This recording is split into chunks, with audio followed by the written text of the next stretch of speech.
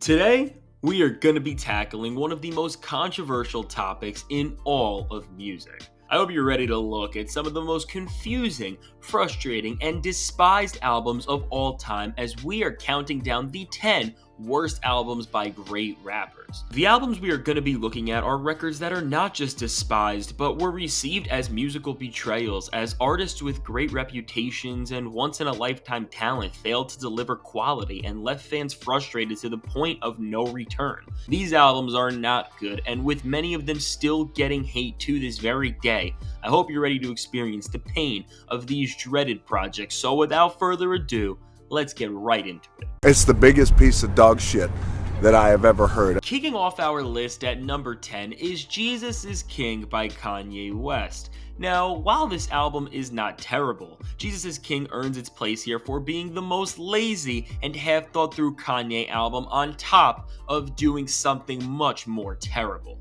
Jesus is King, aside from its overly sanitized production and incoherent lyrics, is the album that replaced what was supposed to be one of Kanye's best and most ambitious projects ever, Yandhi. I cannot forgive Jesus is King for, as Kanye says, doing the laundry and killing one of the most exciting records that Kanye had ever put together. Yandhi was supposed to be one of Kanye's biggest, most star-studded and ambitious albums yet, and what we got in the end was such a safe and boring project that did not respect its own structure or goals. We lost one of the most promising albums of the past 5 years for this crap. Close on Sunday. Close on Sunday. Jesus is King. Kanye took a different direction with his artistry, incorporating gospel themes and the overall shift in his lyrical content. And while these ideas sounded really powerful on paper, the album lacked the real depth, heart, and musical innovation that defined his earlier records, and it left us with a project that had Kanye feeling like a shell of himself, and for those reasons, and for killing Yandhi, which I will never forgive, Jesus is King will always be looked at as one of the biggest missteps a legendary artist has ever taken. Next up at number 9 is Kingdom Come by Jay-Z, and if you like Jay-Z, you won't like this album because it's just straight out boring. After a brief retirement, this was supposed to be Jay-Z's big and triumphant comeback to the limelight, but unfortunately, the record was universally recognized as mid, receiving a lukewarm response from fans and critics alike who felt that it didn't live up to the high standards set by Jay's previous material. Looking back at Kingdom Come now, the production and the lyrics on the record were not bad, but they also were not good. The record suffers from being so unapologetically boring and bland, and that's its biggest problem. At the time, it left fans wondering if Jay-Z had lost his flair, as the performance he gave on this record felt so lifeless and stripped down of his signature charm.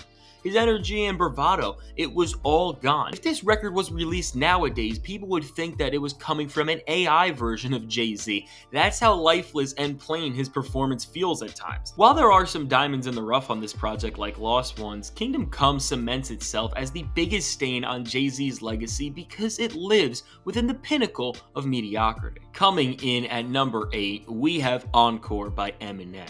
As one of the most celebrated rappers of all time, Eminem has a lot to live up to with every album release, but after the legendary run of albums from 1999's The Slim Shady LP to 2002's The Eminem Show, expectations were at an all-time high, but when Encore finally dropped, the worst thing imaginable happened. Despite there being highlights on this record, including the tracks Mockingbird and Like Toy Soldiers, Encore was not just met with disappointment, but it was met with hatred. People felt that Eminem's greatness had vanished and the overall album lacked the charm of his previous records. Where Eminem was once witty and funny, he was now corny and off-putting. Where Eminem was once making a generational defining track, he was making one of the worst songs of the decade. Eminem just missed the mark on this record from the fundamental point of understanding his skills and audience, and due to this factor, he took a major misstep in his career, which he has still not recovered from to this day. At number 7, we got Nas's Nostradamus, and this record is just terrible.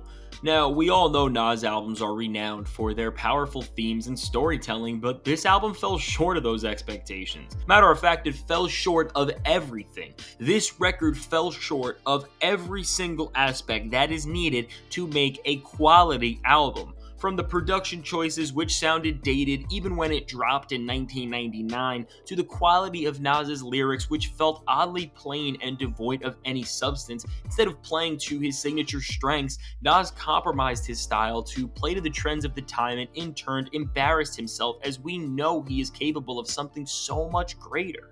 Nas toning down this record in substance and production value wouldn't even be the worst thing that could have happened if he brought his signature flair to the table, but he does none of that. Nas doesn't even deliver the bare minimum here, and this is what makes this record doomed from the very start. For Nostradamus just being so forgettable in its entirety and just featuring the most embarrassing and painstaking display that we have ever seen from Nas, it remains as by far his worst album to ever come out. Moving on to number 6, we have one of the most divisive records in recent memory, Honestly Nevermind by Drake. Now, when Drake released this surprise album on a summer night in 2022, nobody was ready for his venture into house music, and while some will stand by this record telling you that it's a revolutionary project or even Drake's Yeezus, which is just a wild thing to say, Honestly Nevermind is a horrible record that just fails to capture the essence of the sound that Drake is trying to replicate, and that's really the major issue. Drake is not innovating or giving his own take on a sound with Honestly Nevermind. He's regurgitating another popular trend and creates a record that feels so cringy and uninspired, and its only purpose is to ride out a wave of another successful movement of music.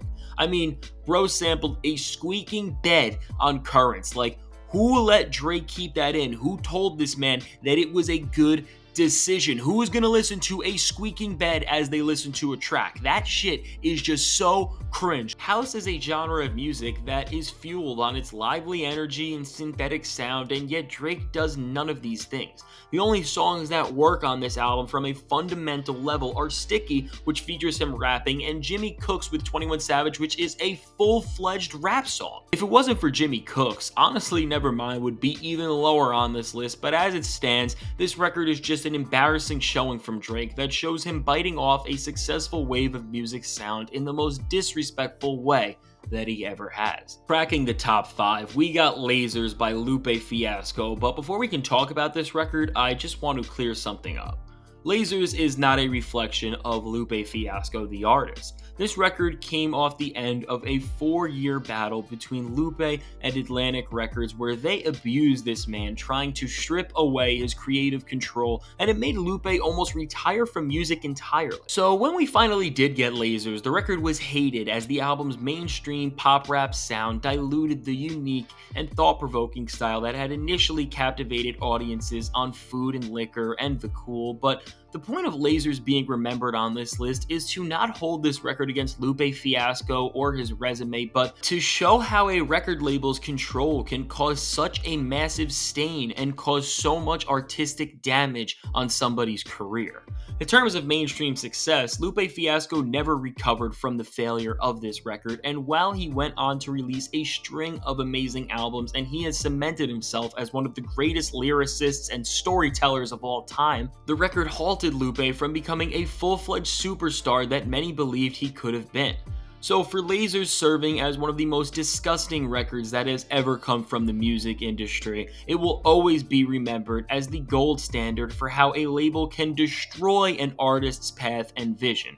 It will always be remembered for its disservices to the music world, so Atlantic Records, you're the ones who are really taking this number 5 spot. Cracking the Mount Rushmore, we are in territory that you never want to be in, and at number 4, we got Rebirth by Lil Wayne, and this album is awful. For some godforsaken reason, Lil Wayne decided to experiment with rock music on this album in the prime of his career, and the results of this were terrible. People tore this thing apart immediately, arguing that the rock-infused sound of Wayne lacked the polish and authenticity that made his raps so popular, and they were 110% right.